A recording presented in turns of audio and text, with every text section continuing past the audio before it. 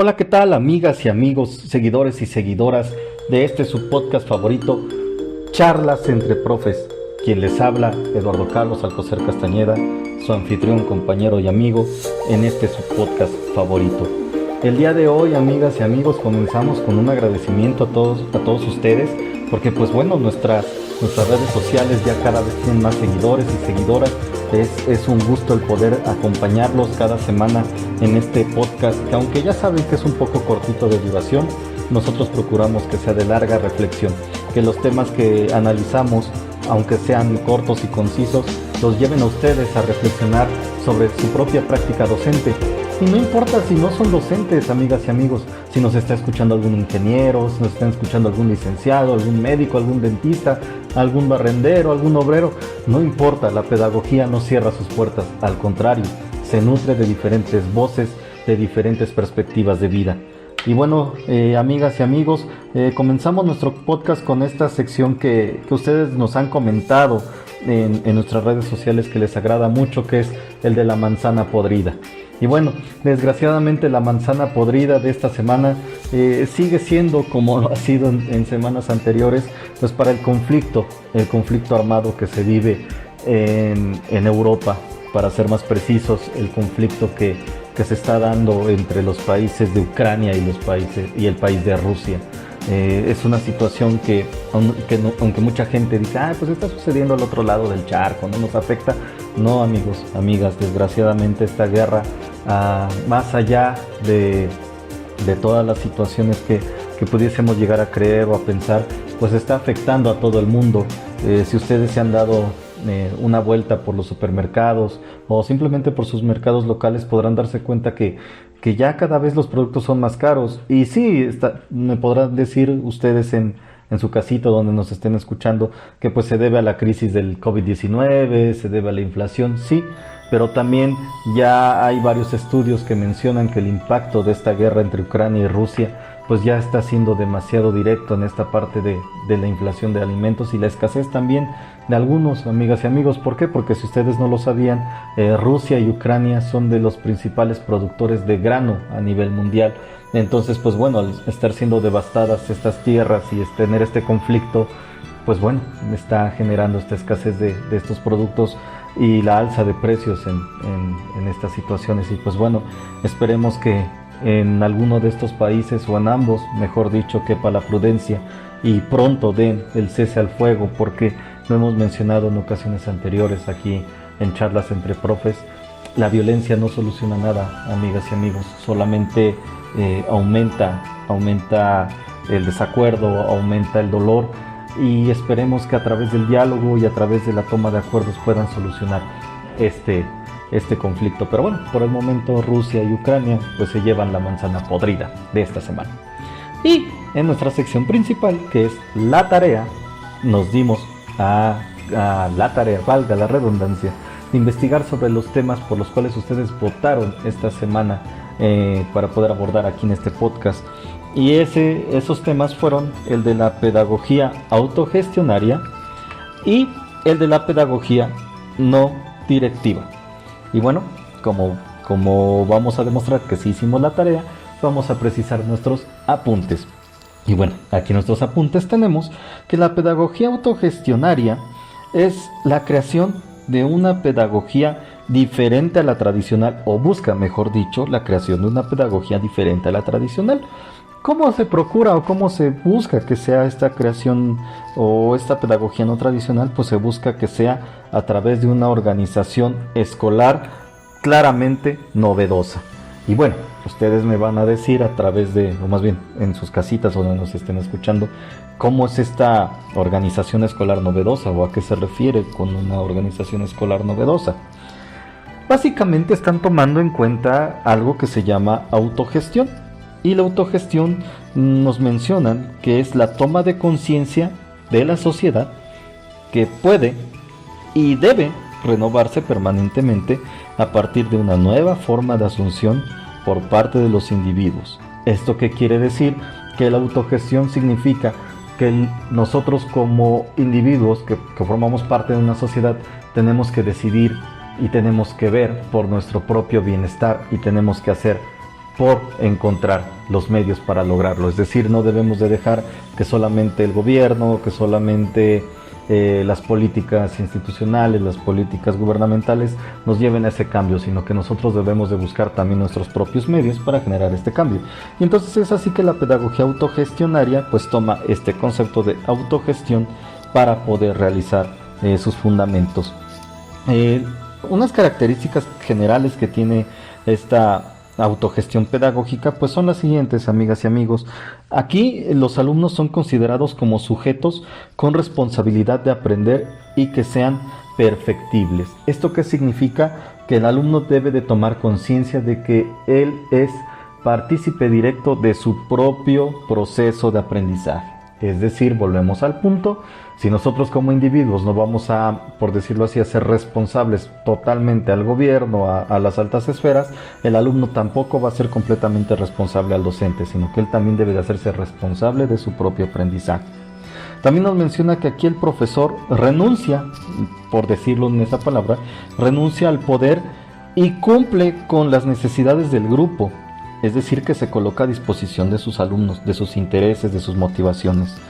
Aquí esto significa que el profesor asume un rol de animador, es decir, que él plantea preguntas, plantea reflexiones, estimula y motiva continuamente, es decir, que él no impone, él no dice lo que se debe de hacer, al contrario, él cuestiona, él reflexiona. Y también menciona que una característica es que se debe estimular la autonomía, la creatividad, y el encuentro de distintos puntos de vista, es decir, que debe de existir la autocrítica, amigas y amigos, es decir, no nada más, yo decido aprender tal tema y punto y se acabó, no, sino debo también debatir qué es lo que he aprendido, cómo lo he aprendido y este aprendizaje se vuelve en un aprendizaje significativo.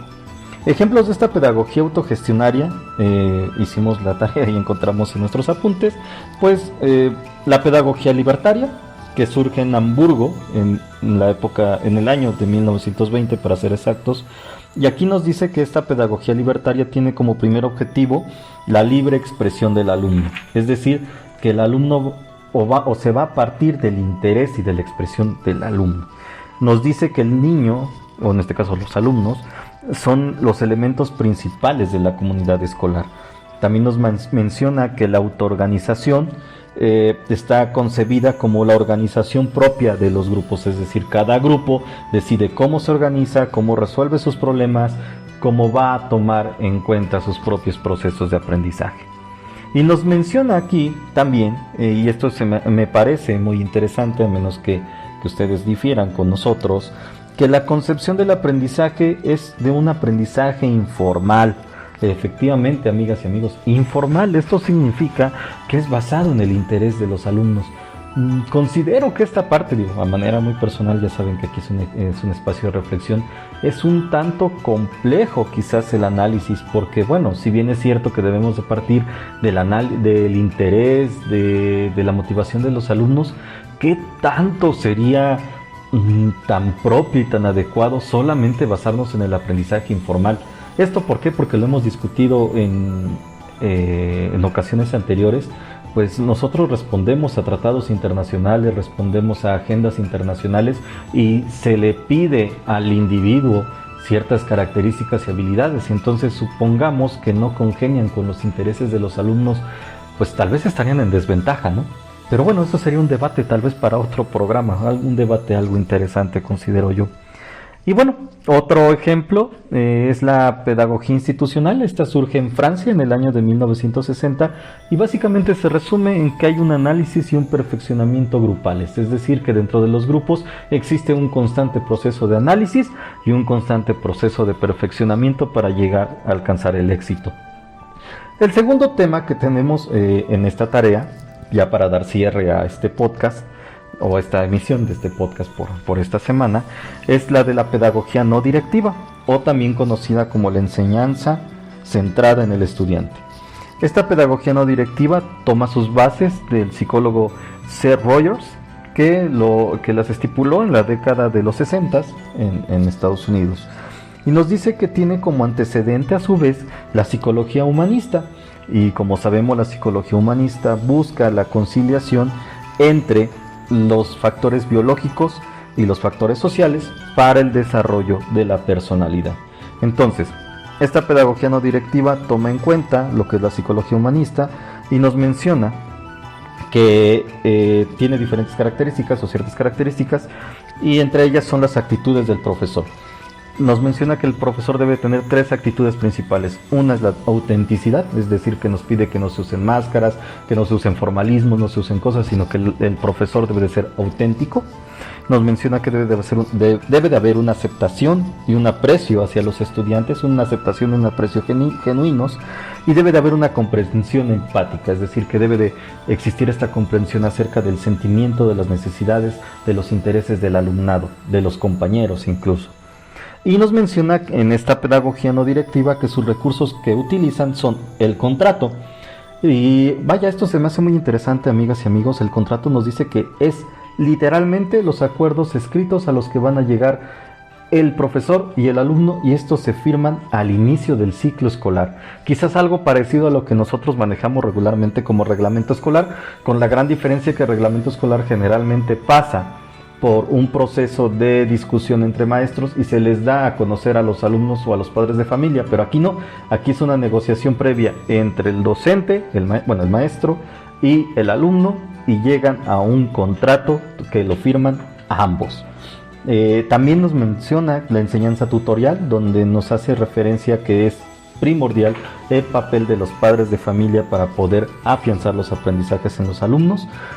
También otro recurso son las investigaciones. Se habla de demasiadas investigaciones con base en el interés de los alumnos, con base en sus expectativas. Nos menciona también una parte muy interesante que son los grupos de encuentro, que prácticamente son grupos de diálogo que se entablan entre docentes y alumnos, y sobre todo alumno con alumno, para poder llegar a ejes de reflexión. Y por último, nos maneja que debe de existir una permanente autoevaluación. ¿Para qué? Para determinar si efectivamente los objetivos se han cumplido y el aprendizaje se ha consolidado. Y pues bueno, amigos, esto ya se nos acaba el tiempo, pero es muy interesante y nos deja muchas cosas en el tintero. Digamos que qué tanto ustedes consideran que se pudiese llevar este tipo de pedagogías tanto autogestionaria como no directiva en nuestras realidades educativas. ¿Creen que pueda llevarse en su totalidad? ¿O creen que podamos tomar algunos elementos? Yo rescataría quizás los elementos de esta parte de sí, los intereses, todo esto que parte del alumno, pero también, y creo muy importante, esta parte de ser auténticos, amigas y amigos, porque si bien es cierto que respondemos a ciertos estándares educativos, creo que como docente, entre más auténtico te muestres a tus alumnos, más humano te muestras y más puedes congeniar con ellos. Pero vaya, esta es, como siempre se los he mencionado, es una opinión muy personal y pues para eso estamos, para poder debatir, para poder reflexionar. Y bueno, amigas y amigos, no me queda más que despedirnos con nuestra disculpen la pronunciación, con nuestra sección del chiste a la maestra. Y hoy el chiste que le contaron a la maestra fue: ¿qué es lo que hace una zanahoria en el estadio de fútbol? Amigos, lo que hace una zanahoria en el estadio de fútbol es echarle porras a su amigo Chicharito. Bueno, este chiste nos los mandaron a nuestras redes sociales. Agradecemos a nuestra amiga Paulina-73 que nos mandó este chistorete. Y bueno, sin más, les invitamos a que le den like a nuestra página charlasdeprofes@facebook.com, también en Instagram. Y bueno, nos estamos viendo la próxima semana en otra nueva emisión de su podcast Charlas entre Profes. Y ya saben, borrón y nos vemos de nueva cuenta. Hasta la próxima.